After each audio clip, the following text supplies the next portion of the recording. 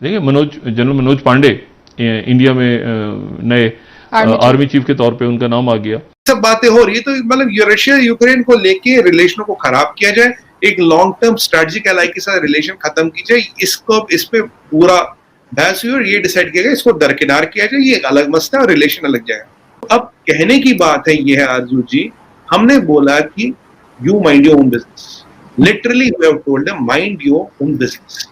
ना हमें आपके कहने से फर्क पड़ता, ना आपके बताने से कोई यहाँ पे कुछ चल रहा है। अगर हमारे यहाँ प्रॉब्लम है तो आपके यहाँ भी प्रॉब्लम है। इंडिया के अंदर जो चेन ऑफ कमांड बदली है, जो भारत में जो नए army chief lieutenant general Manoj Pande, obviously अब तो वो जनरल हो गए हैं, हो जाएंगे, उनको सरबराह मुकर्रर किया गया है। और तो जनरल पांडे जो हैं, मनोज पांडे साहब, वो भी सीनियरिटी के आज के तारीख में जनरल नरवणे के बाद वो सबसे ज्यादा सीनियर मोस्ट ऑफिसर वही हैं। सबसे पहली बात तो उनके सिलेक्शन का जो मुद्दा है वो सीनियरिटी के बेसिस पे है। नमस्कार दोस्तों, स्वागत है आप लोग का हिंदुस्तानी स्पेशल के एक और नए वीडियो में। दोस्तों, एक बहुत बड़ी खबर आ रही है कि जो इंडियन आर्मी चीफ है उसमें बदलाव देखने को मिल रहा है और वहाँ पे अब मनोज पांडे जी जो हैं वो अब इंडिया के नए आर्मी चीफ होने वाले हैं। दोस्तों, इस खबर से जब पाकिस्तान में ये खबर पहुंची तब पाकिस्तानी मीडिया में काफ़ी ये डिबेट छिड़ गई है दोस्तों, क्योंकि आपको पता होगा कि जो पाकिस्तान है वो लगातार हमारी आर्मी पर नज़र रखता है और हमारी आर्मी भी पाकिस्तानी आर्मी पे लगातार नज़र रखती है और इस बीच में कुछ भी चेंजेस आते हैं तो उसका पूरे देश में बातें होती है और ऐसा ही कुछ नज़र आ रहा है पाकिस्तान में। दोस्तों, जो मनोज पांडे जी हैं उनके बारे में अगर बात की जाए तो वो अभी सबसे ज़्यादा जो सीनियर हैं वो हैं, इसीलिए उनको वहाँ पे इंडिया के आर्मी चीफ बनाया गया है। और अगर बात की जाए तो वो अभी जो इंडिया पाकिस्तान बॉर्डर है उस पर भी वो काम कर चुके हैं और कई आतंकवादी जितने भी घटनाएं हैं उसमें उन्होंने अपनी देश की रक्षा के लिए बहुत काम किया है। तो दोस्तों, इसीलिए उन्हें अब इंडिया के नए आर्मी चीफ बनाया जा रहा है। और दोस्तों, पाकिस्तानी मीडिया ये बात कर रही है कि आखिरकार जो इंडिया के नए आर्मी चीफ बन रहे हैं क्या वो पाकिस्तान के साथ रिलेशन अच्छा रखना चाहेंगे या नहीं रखना चाहेंगे। दोस्तों, पाकिस्तानी मीडिया हमेशा ये बात उठाती थी, लेकिन पाकिस्तानी मीडिया कभी ये नहीं सोचती कि भारत हमेशा ही अमन चाहता है, लेकिन पाकिस्तान की तरफ से जो कुछ भी किया जाता है उसका हम जवाब देने के लिए उसमें जवाब देते हैं। तो चलिए वीडियो में आगे बढ़ते हैं, देखते हैं पाकिस्तानी मीडिया और इन सब चीज़ों पर क्या बात कर रहा है। अब ये जो दुनिया में इवेंट्स हो रहे हैं, देखिए जनरल मनोज पांडे इंडिया में नए आर्मी चीफ के तौर पे उनका नाम आ गया और 8-10 दिन के 9 दिन गालिबन जब उनसे पहले थे जनरल बिपिन रावत की तो डेथ हो गई थी सीडीएस की। उसके बाद जनरल नरवणे जो हैं उनके वो रिटायर होंगे और उसके बाद ये मनोज पांडे जो हैं ये इंजीनियरिंग कोर्स से पहले होंगे जो वहां पे, और फिर नहीं उसकी तहकीकात तो ना होनी थी ना होंगी। सिर्फ आज आपसे बात करनी है कि इंडिया के अंदर जो चेन ऑफ कमांड बदली है, जो भारत में जो नए army chief lieutenant general Manoj Pande, obviously अब तो वो जनरल हो गए हैं, हो जाएंगे, उनको सरबराह मुकर्रर किया गया है और वो मेरा ख्याल है 1 मई से जो है वो अपनी 1 मई से अपनी ओहदा संभालेंगे। और इससे पहले जाहिर बात है जनरल नरवणे जो हैं वो भी बड़े एक डेकोरेटेड जनरल थे और उन्होंने भी जाहिर बात है इंडिया के लिए बड़ा काम किया है। लेकिन मैं जानना आज आपसे चाह रहा हूं और मैं चाहता हूं कि हमारे व्यूअर्स को भी पता चले कि जो जनरल पांडे साहब आए हैं, नए जनरल आए हैं, ये जनरल साहब जो हैं इंडिया, पाकिस्तान और चाइना को लेकर के कैसे जो है वो इनकी पॉलिसी क्या होगी, एक तो मैंने बात तो इसमें करनी है। लेकिन उससे पहले मैं एक सवाल करना चाहता हूं आपसे कि ये इंजीनियरिंग कोर की क्या सिग्निफिकेंस है, कि सुनने में शायद ये आ रहा है, आप भी मुझे गाइड करें, कि शायद पहली दफा एक इंजीनियरिंग कोर के जो जनरल हैं उनको आर्मी चीफ अपॉइंट किया गया। क्या इसकी कोई पहली तारीख हिस्ट्री है, या अगर हिस्ट्री नहीं है तो ऐसी क्या वजह है कि प्राइम मिनिस्टर मोदी ने या बाकी डिफेंस एस्टैब्लिशमेंट ने फैसला लिया? देखिए चीमा साहब, सबसे पहली बात तो इस बार जो चीफ हैं वो बिल्कुल सीनियरिटी के हिसाब से ही गया। इससे पहले भी जनरली आर्मी और एयरफोर्स और नेवी जो हमारे हैं वो ज्यादातर सीनियरिटी के बेसिस पे ही आगे बढ़े हैं और कई बार बीच में चेंजेस हुए हैं। वो पॉलिटिकल एस्टैब्लिशमेंट के ऊपर होता है कि किस तरह से वो किसको चूज करना होता है, लेकिन ज्यादा से ज्यादा टाइम जो है वो सीनियरिटी पे ही गए। तो जनरल पांडे जो हैं, मनोज पांडे साहब, वो भी सीनियरिटी के आज के तारीख में जनरल नरवणे के बाद वो सबसे ज्यादा सीनियर मोस्ट ऑफिसर वही हैं। सबसे पहली बात तो उनके सिलेक्शन का जो मुद्दा है वो सीनियरिटी के बेसिस पे है।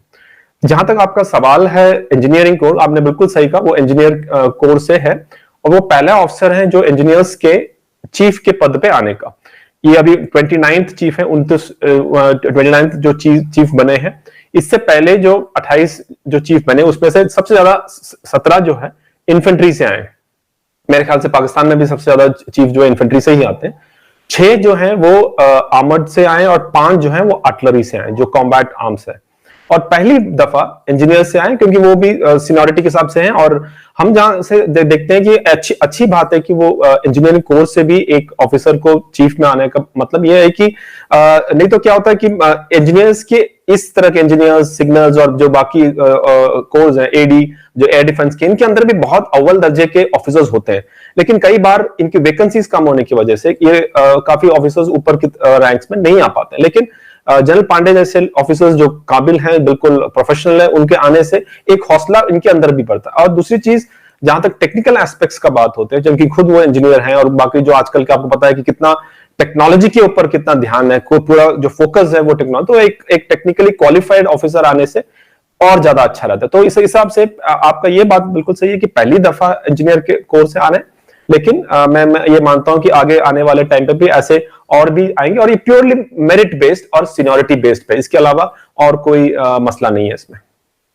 अच्छा, नॉर्मली तो हमारे यहाँ तो मैंने जो सुना था पाकिस्तान में, वो जो आर्मी चीफ आते हैं उन्होंने फॉर एग्जांपल कोई कोर कमांड की होती है, ठीक है, तो क्या जो इंजीनियरिंग वाले होते हैं ये भी कोर कमांड करते हैं आपके पास? बिल्कुल बिल्कुल। अगर आप इनके रिकॉर्ड देखेंगे जो कि ऑनलाइन भी अवेलेबल है, इन्होंने और यहां पर क्या होता है, जो कर्नल रैंक के बाद जब ब्रिगेडियर रैंक में जाते हैं तब एक ऑप्शन दे जाते हैं, जो अगर जैसे खास तौर पे इंजीनियर्स और इस तरह के जो कॉम्बैट सपोर्ट आर्म्स जिसको बोलते हैं, उनको जनरल कैडर में आने के लिए, मतलब वो देन दे कैन वो आके कोर कमांडर, आर्मी कमांडर और चीफ बनने के लिए ऑप्शन दे सकते हैं। नहीं तो क्या होता है, वो उनको जो नॉर्मल अपने अपने स्ट्रीम में जाते हैं तो उनको फिर कोर और कमांड करने का चांस नहीं मिलता। तो जैसे जनरल पांडे साहब ने भी जब ब्रिगेडियर रैंक पे हो तो उन्होंने ऑप्शन दिया होगा, तो इसकी वजह से जब वो पहले उन्होंने इंजीनियर ब्रिगेड कमांड किया, उसके बाद उन्होंने एक इन्फेंट्री ब्रिगेड कमांड किया, लाइन ऑफ कंट्रोल के ऊपर ही कमांड किया, उसके बाद उन्होंने एक जो इन्फेंट्री डिवीजन है वो भी लाइन ऑफ कंट्रोल पे कमांड किया, और उन्होंने फिर बाद में जाके नॉर्थ ईस्ट में चाइना बॉर्डर में भी एक कोर को संभाला पूरा, और वहां पर संभालने के बाद फिर ईस्टर्न कमांड, जो आज की तारीख में हमारा सबसे अहम कमांड हम मानते हैं, उसकी कमांड भी उन्होंने संभाली। और उसके बाद उन्होंने जो हमारा अंडमान निकोबार कमांड है, जो जॉइंट कमांड है, उसकी भी कमांड उन्होंने संभाली। और उसके बाद वाइस चीफ आए हैं और इसके साथ में वो डीजी मिलिट्री ऑपरेशंस में भी रहे हैं। तो इस तरह से एक पूरी तरह से क्वालिफाइड ऑफिसर हैं और ऑन ग्राउंड उन्होंने काम करने के बाद वो चीफ के पद पे आए हैं। अच्छा, तो अब आते हैं जरा, ये तो हमें बेसिक समझ लग गई कि बेसिकली वो उनकी मेरिट क्या है। खैर एनी हो, अच्छा कंसर्न ये बताइएगा कि ऐसा क्या है, देखिए आप आज के दौर में जब आप 2022 में बैठे हुए हैं तो जारी बात है इंडिया एक अपनी असेसमेंट की हुई है कि जी चाइना हमारे लिए मेन थ्रेट है या पाकिस्तान हमारे लिए सेकेंडरी थ्रेट है या पाकिस्तान प्राइमरी है या चाइना सेकेंडरी है। तो आप क्या समझते हैं कि जनरल पांडे जो है वो इतनी बड़ी फौज को जो है वो हैंडल कर सकते हैं, जबकि वो इंजीनियरिंग कोर्स से आएंगे, तो क्या जो बाकी कैडर्स हैं जैसे आपने आर्टिलरी बताया या बाकी बताया, क्या वो इनको एक्सेप्ट करेंगे, ऑन करेंगे, या कि इनको समझेंगे कि ये देखें प्राइम मिनिस्टर मोदी ने basically out of the blue एक बंदा लगा दिया है जो उस तरह उनका होल्ड नहीं होगा फौज के ऊपर। या फिर एक मुझे बहुत सारे लोगों से ये भी तासुर मिला है, इंडिया से ही कुछ लोगों को सुना और पढ़ा कि शायद नरेंद्र मोदी साहब एक कमजोर बंदे को लगाना चाह रहे थे ताकि वो अपनी मर्जी के फैसले करा सके। तो इसमें भी जरा काइंडली थोड़ा हमें हेल्प कीजिएगा अंडरस्टैंड करने के लिए। या देखिए, इसमें कोई बात नहीं है कि कोई, सबसे पहली बात मैंने आपको जनरल पांडे के बारे में बताया कि सबसे काबिल ऑफिसर है, सीनियरिटी के तौर पे सबसे काबिल है, मेरिट के हिसाब से देखिए उन्होंने अपना जो कमांड स्टाफ कॉलेज किया है वो कैम्बरली से किया है। जो कैम्बरली होते हैं वो सबसे टॉप मोस्ट ऑफिसर जाते हैं वहां करने के लिए। उसके बाद जैसे मैंने आपको बताया उन्होंने ब्रिगेड कमांड की है लाइन ऑफ कंट्रोल पे, पाकिस्तान के जो लाइन ऑफ कंट्रोल है वहां पर किया है, और जो उनकी पलटन की कमांड भी तब भी पराक्रम के टाइम पे ऑपरेशंस के दौरान किया था उन्होंने। और जहां तक उनकी जो मैं बताया डिवीजन, वो भी कारगिल एरिया में उन्होंने एक्चुअल जो ऑपरेशन जहां हो रहे थे वहां पर किया है। कोर की बात मैंने कहा है कि कोर भी उन्होंने नॉर्थ ईस्टर्न एरिया में कमांड की है, कमांड पूरी ईस्टर्न कमांड संभाला है।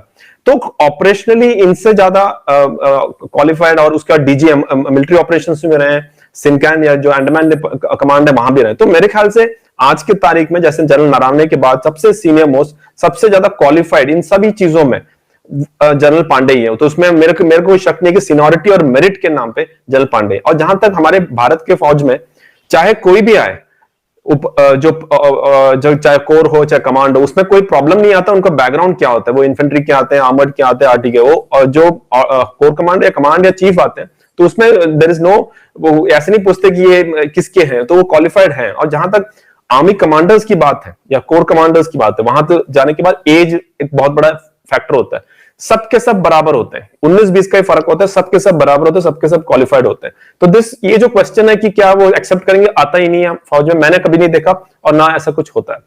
और मैंने कहा भाई अगर ये चीजें सच हैं तो ये आप हमें क्या ह्यूमन राइट्स की पट्टियां पढ़ा रहे हैं? पहली बात तो ह्यूमन राइट्स का सब्जेक्टिव मैटर।